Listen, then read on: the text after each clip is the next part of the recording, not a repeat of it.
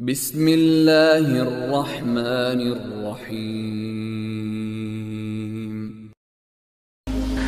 ओहो, अल्लाह फरमा रहे हैं ये मुझे जो रब कहेगा फिर उसके तकाज़ों को पूरा करेगा, मेरे हराम को हराम समझेगा, मेरे हलाल को हलाल समझेगा।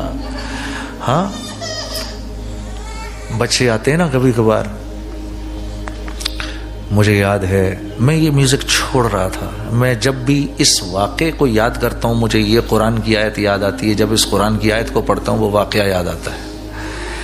मैं नया नया म्यूज़िक छोड़ रहा था, हाँ, तो बड़ा सख्त हाल मेरे ऊपर आया हुआ था और कॉन्ट्रैक्ट्स थे मेरे और मैं लिटिगेशंस में से गुजर रहा था, क्योंकि जिनके साथ मैंने कॉन्ट्रैक्ट्स किए हुए थे वो इंसिस्ट कर रहे थे मैं कॉन्ट्रैक्ट्स पूरे करूं। फिर मैंने दाढ़ी रख ली थी, थोड़ी थोड़ी मेरी दाढ़ी आ गई थी, काफ़ी बल्कि आ गई थी।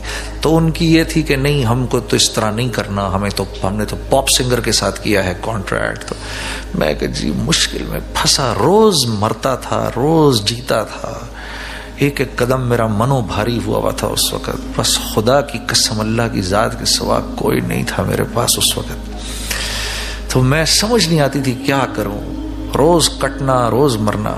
ज़ोहर की नमाज़ पढ़ के सलाम फेरा तो मेरे इस तरफ एक बुज़ुर्ग बैठे हुए थे, सफ़ेद दाढ़ी उनकी, वो आज भी मस्जिद में आते हैं, मैं मिलता हूँ उनसे।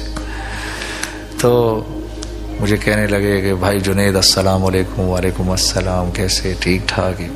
कहने लगे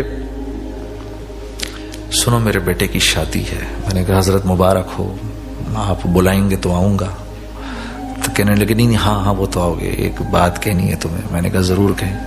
थोड़ा सा पॉज किया, फिर कहने लगे देखो मेरा बेटा कह रहा था कि जुनेद जमशेद आपकी मस्जिद में नमाज़ पढ़ते हैं, तो अगर हो सके तो उससे कहें कि जो मेरा हमारे घर में जो मेहंदी का फंक्शन है वो कर दे। वो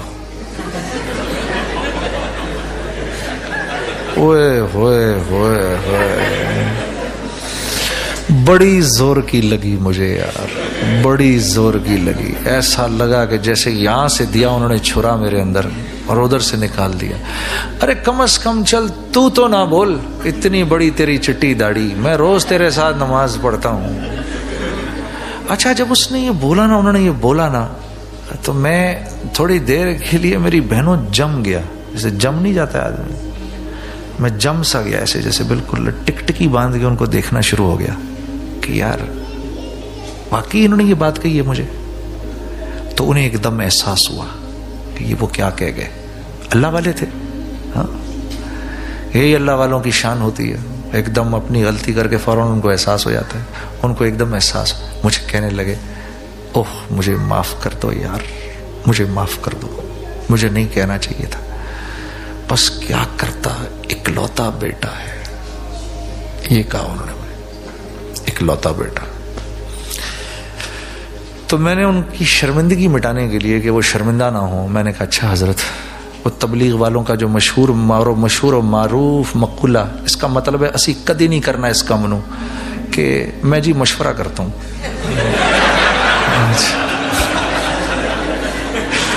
भूल जाओ, कोई आपको तबलीग वाला ये कहना जी मैं, अच्छा मैं आपको मशवरा करके बताता हूँ, भूल जाओ, उसने कभी नहीं करना उस काम को।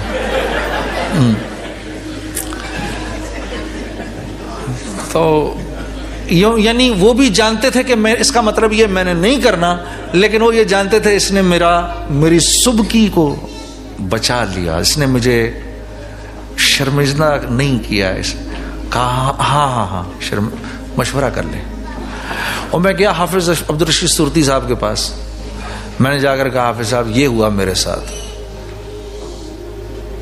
तो ऐसे उनकी गर्दन ऐसे नीचे चली गई। मैं उस जमाने में उनसे जुड़ा कर, आज भी हमारे कराची के अमीर हैं तबलीग के, उस जमाने में तो बहुत मेरा ख्याल रखते थे, हर बात उनके सामने जाकर रखनी।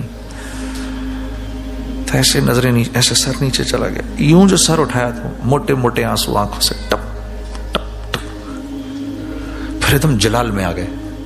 तो मेरा दिल करता है कभी किसी ऐसे बाप से भी तो मिलूं जो बेटे को ये कहे कि बेटा मैं जानता हूं ये तेरी ख्वाहिश है, लेकिन मैं क्या करूं कि अल्लाह और उसके रसूल का हुक्म नहीं है। कहते हैं मैं कब मिलूंगा किसी ऐसे बाप से।